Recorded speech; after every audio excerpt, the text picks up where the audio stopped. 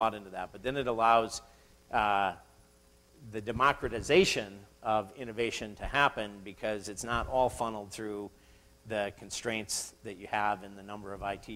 IT plays a very critical role in being able to set up that foundation, but then by doing so empowers the organization to move at a much faster pace.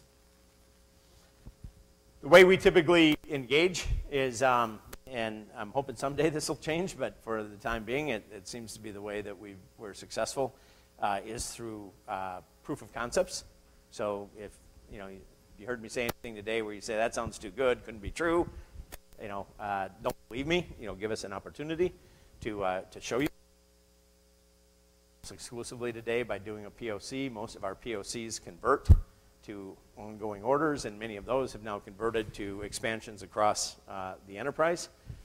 So we're really in a prove-it mode. I hope someday we're out of that. I know that, well, I'll skip my analogy, but when technologies reach a certain point of maturity, then it becomes, well, we should do this because everybody else is doing it. That is not the world we're operating in here today, so it tends to be more, and if the proof holds true, then we're willing to take the next step with you. And it's a kind of costly way to sell, but it's also an effective way to get to the bottom of what technologies really do and from one another. Okay, so that's kind of the overview. Hopefully that was interesting and helpful. I think we can take some questions if anyone has some.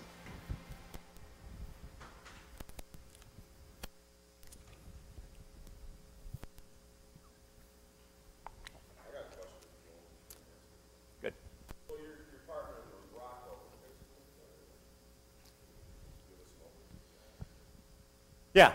So I think if you're familiar with Rockwell, first of all, at a company level, PTC knows IT, Rockwell knows OT, and so there's a sort of a good marriage just from the conceptual level. What we see is, we didn't come out of manufacturing for sure, so they have a tremendous amount of expertise and insight and knowledge and, quite frankly, capabilities around the OT side that we can benefit from. Likewise, we're probably doing some things on the IT side in terms of software and go-to-market models that perhaps they'll learn something from. But in the portfolio, they have their Factory Talk solution set, and we're basically taking the Factory Talk Production Center suite and their Factory Talk Analytics capability, which is very interesting, the new capabilities they're working on, and we're integrating it right into this ThingWorx industrial innovation platform. So we're bringing all the AR and sort of IoT and connectivity to them. They're bringing us this suite of existing applications to drive automation, and together we believe that the combination of those two things is sort of a best-in-class digital transformation suite of technologies. Okay, thank you. I do know Rockwell very well. I like them very well. But a lot of people aren't Rockwell. Their plants are run on Siemens and various different PLCs and so forth. Does that preclude your company from operating in that space? No, great question. Absolutely not. So in every environment we go into today, we find, first of all, we always find, I think, as much as some companies might have a vision that the world standardizes on only their technology, our experience is quite different than that. When we go into a factory, we find there's all kinds of stuff, and so from day one, and even the cloud strategy we have is a good example of that. Our strategy is we add value to whatever it is that you have, and we would argue that before you look at upgrading hardware, for example, maybe there's enough data there to get value out of your existing hardware by just leveraging the data and bringing that together. But we will absolutely work with any hardware that exists. Our Kepware technology is actually unique in that space in that Many of the, I don't want to name them, but many of those same companies, when they get into an environment where they need to connect to their non-homogeneous equipment, they turn to technologies like our Kepware technology, because it can speak 150 different protocols, including many proprietary protocols, to bring that data together. So I'm glad you asked that question. No, I know about Kepware too. They're good stuff. VR goggles. You guys, you got any comments, and do you recommend a certain brand? Well, probably AR and VR are different. Excuse me, AR. Sorry, yeah. AR goggles. Well, we're doing a lot with the HoloLens folks at Microsoft, but again, we're also working with the Magic Leap folks and almost all the vendors that are out there. I think in terms of capability, I believe, well, in terms of capability that's relevant for PTC, the Microsoft technologies are very far ahead. Now, there are limitations around, the device itself and how you use that, but I think we believe they have by far on the market today the most comprehensive set of capabilities. We launched a new authoring application, for example. Imagine you're in the factory, and I showed a lot of AR examples that use CAD data, but generally, back to the point we were just talking about, you don't have CAD data, right, for everything in your factory. One of the new technologies that we launched at our LiveWorks show a couple of weeks ago is what we call Waypoint inside of PTC, but it uses, it'll come out under the Vuforia name. It uses Microsoft's HoloLens technology to allow an expert to record a procedure and then to be able to break that up and then re-deliver it, through these experiences. I say for PTC, like that is only available through the HoloLens today, and it's an incredibly valuable way to document a critical procedure and then re-deliver that procedure, using sort of our industrial innovation platform. They all have their pros and cons. Some you put on, and if you wear them too long, you're going to have a burn on the side of your head. Some of them, just the form factor, isn't right for the environment you're in. I would say that they are all investing enormous amounts of money, and the industry is moving pretty quickly. We like to say there's a reason why Apple and Microsoft and other companies that are in the phone space today, the smartphone space, are interested in this space, because you can imagine a time not too far in the future where your phone actually becomes somewhat obsolete if, in fact, you can control and interact with things, through an augmented environment. So there isn't one that on the use case. A lot of the use cases we have today, what you saw with not with BAE. There's a shipbuilding company. It's just using an iPad mounted next to a worker to deliver that experience, right? So there's lots of different ways you can do it. A great presentation, Howard. Thank you. My name is Don Hutchison, the Dean of Engineering, Manufacturing, and Industrial Technologies at Oakland Community College, so we encompass a lot of what you're talking about this morning. And as you talk about Industry 4.0 and IoT, I'm trying to translate that into how we can train students, educate students. What types of things should students be learning to best adapt to the new manufacturing environment? Yeah, maybe it's more less the students and more the the managers in the company. I mean, a lot of this is cultural, but what we try to do is, and we'd love to engage you folks as well. We have a pretty rich university program in this space. Actually, even in some cases, starting pre-university.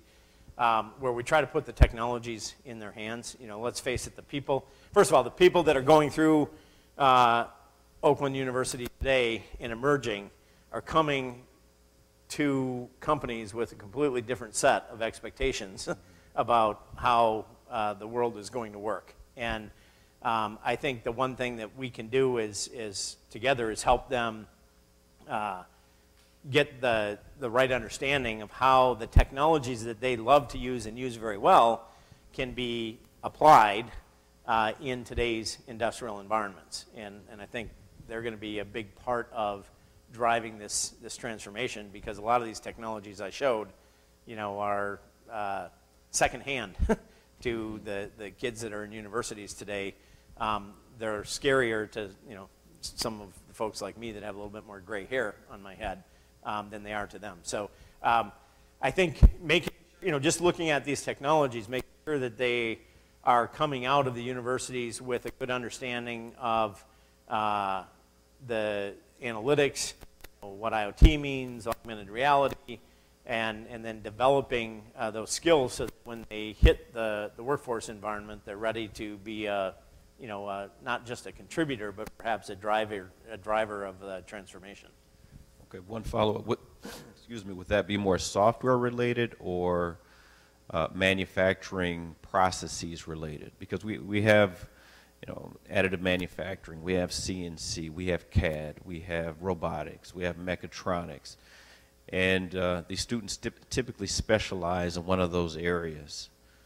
But this, it seems to be an added layer of IT on top of all that that's required to really integrate into this new system.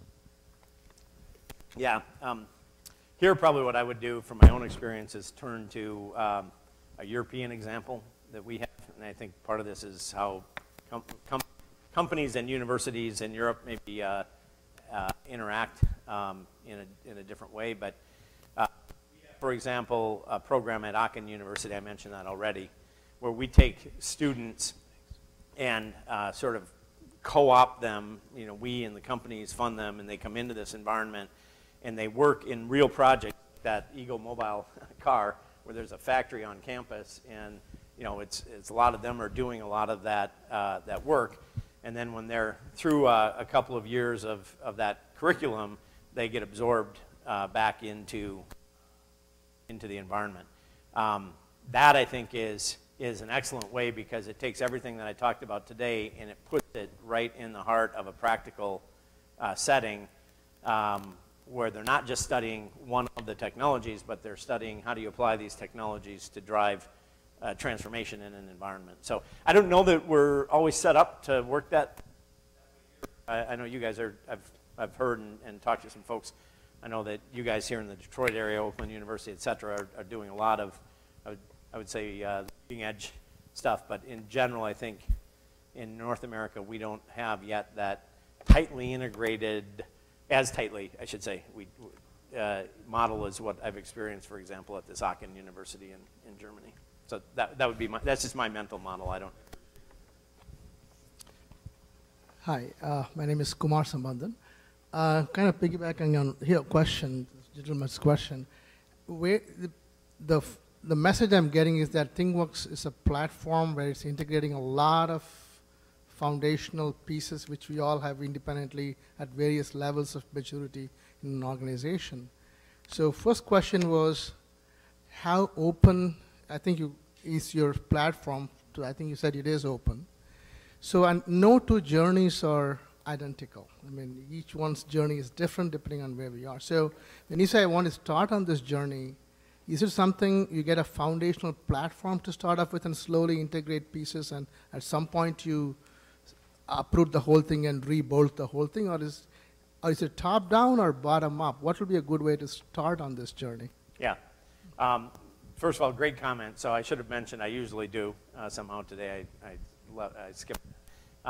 When I talk about these journeys, there are no two journeys that are the same, and you also don't have to, you know, enter at a particular point. It's meant to be a framework for how you can think about the transformation, but everybody will have their different set of priorities, et cetera. It is a platform, so you're absolutely right. I mean, what we're selling is a digital innovation platform that allows you, but allows you very quickly to connect to and then accelerate across innovation across all these disparate sources of IT and OT data.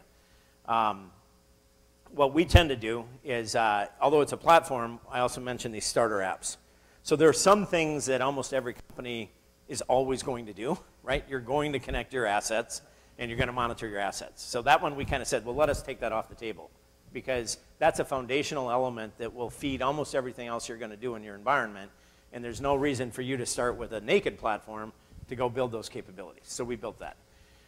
We also think that in almost every environment, you're going to want to track KPIs of the production status. So we've built as much as we can. That also will vary quite a bit from site to site and plant to plant.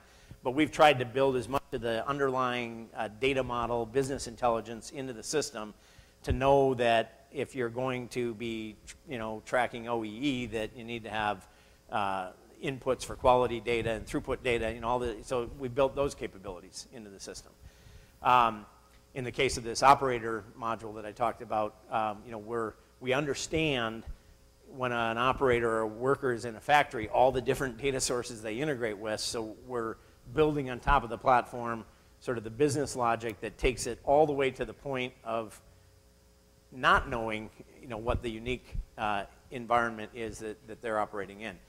So while it is a platform, what we try to do is constantly look at where are the replicable areas that everybody's going to encounter, and then put that functionality into the platform to provide a much more rapid starting point.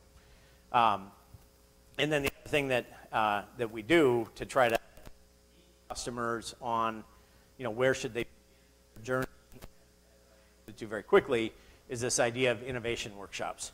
So what we will typically do is bring in our experts that understand manufacturing very well, and we'll walk the plant with you, and we'll sit down and talk about what are the challenges that you're having, and marry that up against all the projects that we've done, and then look at, well, if we were to go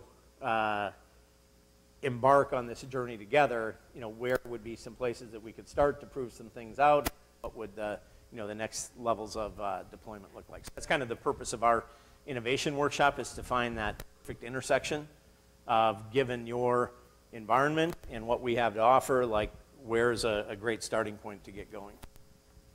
Thank you.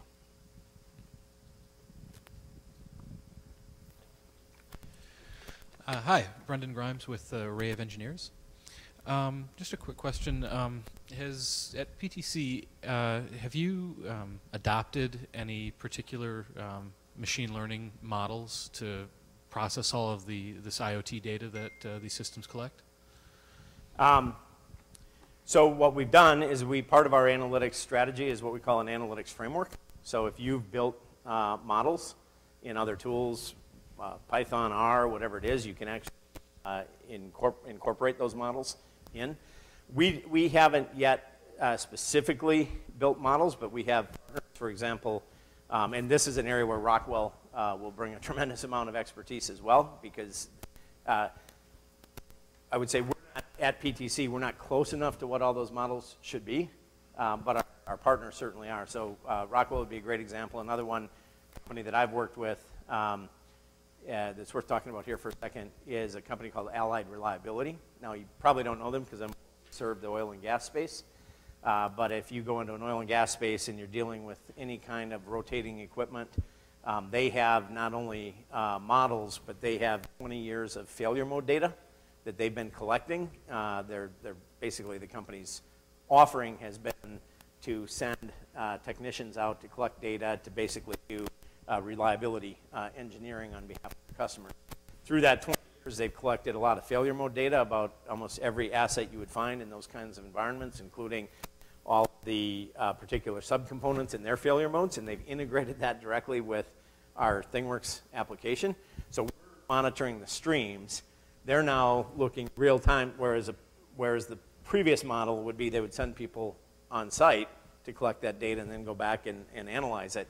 They now can do that continuously 24/7, and they're throwing that data up against their failure mode database to identify, are there any assets in the environment right now that have entered a state of failure, right? And then they're building models on top of ThingWorx using the knowledge that they have in those particular spaces. So that tends to be more the approach that I think we take. We're not going to try to go out and solve all the world's problems through individual models, but we have an incredibly good tool for people who want to build models to do it, we think much faster than they could in any way.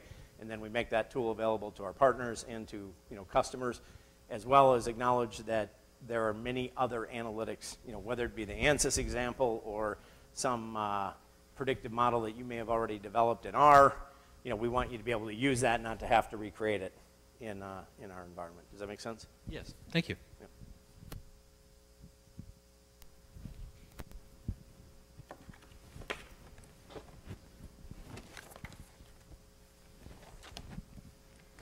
Good morning. Salim Chaudhry with Ford Motor Company.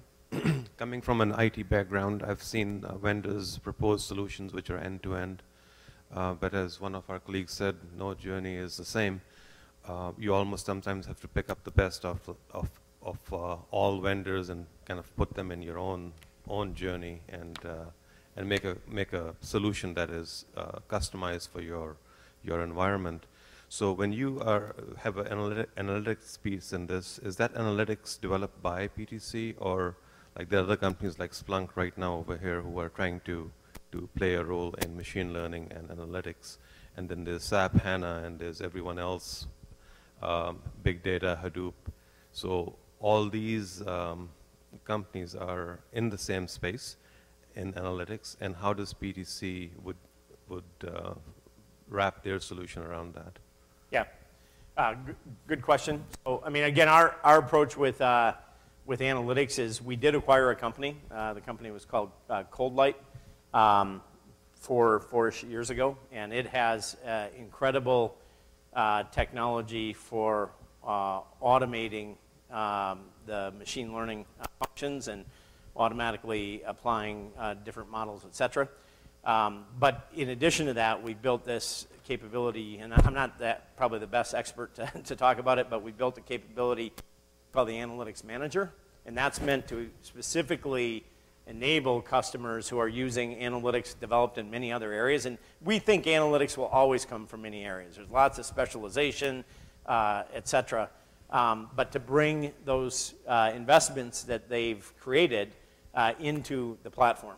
Again, the end state here is what we're trying to do is provide a platform that allows you to solve the connectivity problem, to collect the data, to use our analytics where they're appropriate, other people's analytics, but then to develop applications that can serve all of these different personas, and when needed, use technologies like augmented reality, in combination with analytics, perhaps, to deliver insights to people. So. Just to sum it up again, our analytics approach is very, very open.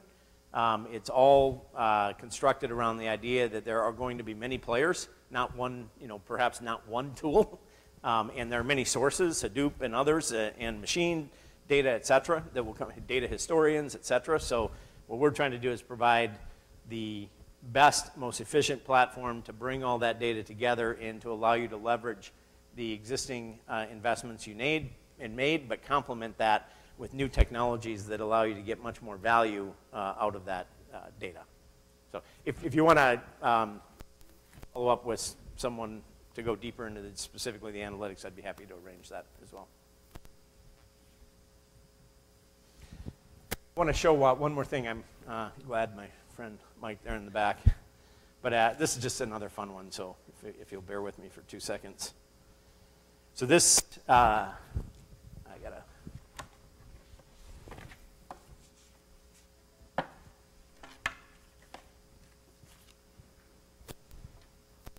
At our LiveWorks event a couple of weeks ago in Boston, we created what we called the X Factory.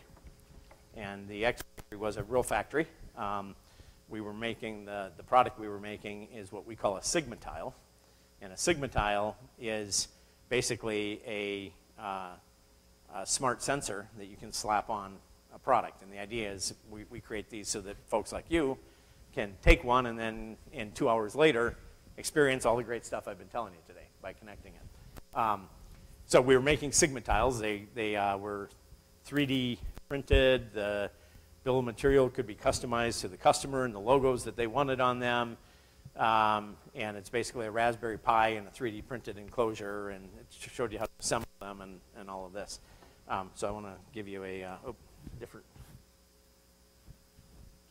did I lose my? Try it one more time.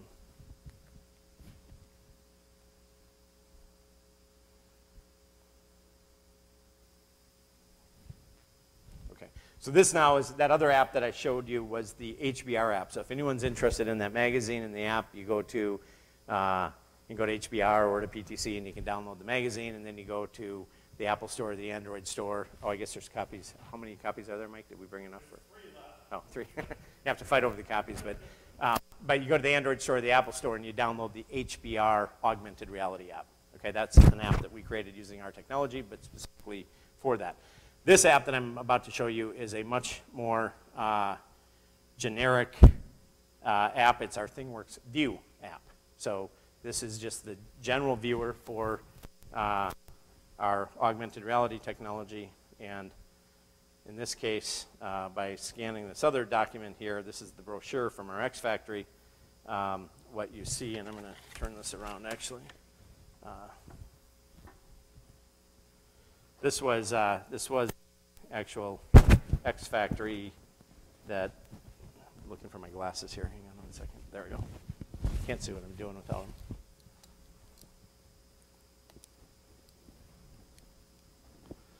So this was the X Factory. Now, what's interesting, oh, there's, by the way, Gary, I don't see he's here anymore, but that AGV in the back is was provided by HeroTech, which was kind of nice. So you can see that thing moving around. So we had different stations here. We had the additive manufacturing station, and we had the assembly operations. By the way, this is pretty interesting. We did assembly 2 ways. Both of them were very digitally threaded, but the AR one, we collected metrics because we were tracking users in time. We were actually building real product, and the folks that were in the AR session or assembly operation session had much higher levels of efficiency in performing their tasks. And anyway, then there's a testing and packaging station, and there's some material stuff in the background. But you can, if I look at, okay, well, what does assembly operations mean here? Then I can understand what are the apps that we were using. So process plan, ERP, MES data, ThingWorx manufacturing accelerators, industrial innovation platform, industrial connectivity. What is it? Digital work instructions, unified operator screen. Anyway, some of the benefits. That's all kind of interesting. If I go to the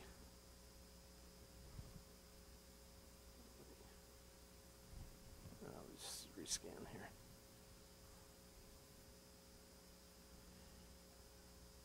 The one that I think is fun, if I hit the right button here, I got to remember, I think it's the life-size factory.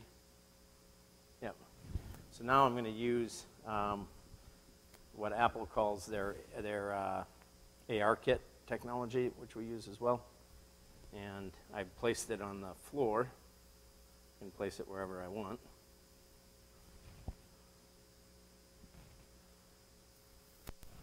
I'll be tethered, otherwise I could go explore this. But so anyway, here we've taken the actual, factory and brought it to life. I'm wondering if this one has the simulated. Yeah, you can still see the robot moving through here, so it's a little bit of the simulation capabilities. You can see these are the dashboards at each of the stations that are delivered through ThingWorx, etc. So it's just kind of interesting stuff. But if you can also grab this brochure and then download the Vuforia View app and experience. There's lots of examples in it, but you can experience that as well. Okay. Oh, good. Yeah. Yeah. Oh, you got it. Oh, good. All right. You hooked him up yet? Yeah. Good. Yeah. The only downside of that experience at our event was there was actually, as you guys witnessed, so much demand that we had to turn people away starting midway through the very first day because we were booked for the remaining days. But yeah, it was really cool. Any other final questions? Okay. All right. Well, thank you so much. I appreciate the opportunity to share with you today.